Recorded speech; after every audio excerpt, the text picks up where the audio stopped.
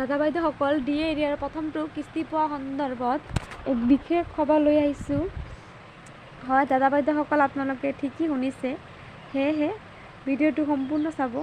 আনহাতে দাদা বাইদেউসকল প্ৰথমবাৰৰ বাবে আমাৰ চেনেলটো চাই আছে, তেওঁলোকৰ প্ৰতি এটা অনুৰোধ, কৰ্মচাৰীসকলৰ প্ৰতিটো শেহতীয়া খবৰৰ বাবে লাইক এটা দি চেনেলটো ছাবস্ক্ৰাইব কৰিবলৈ নাপাহৰিব। আপোনালোকে যি 55% ডিএ এৰিয়া লাভ কৰি আছে আৰু এই 55% ডিএ এৰিয়াৰ লাভ কৰাৰ ফলত আপোনালোকে দুটা কিস্তি আৰু দুটা এৰিয়াৰ পাবলৈ সক্ষম হ'ব, আৰু যিটো আপোনালোকে জানে।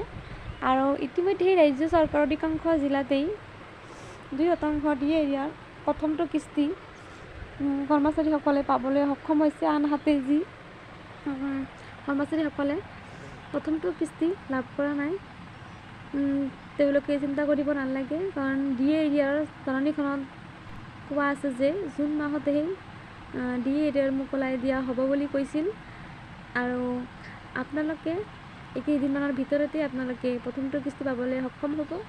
আনহাতে আপোনালোকে দ্বিতীয়টো কিস্তি এই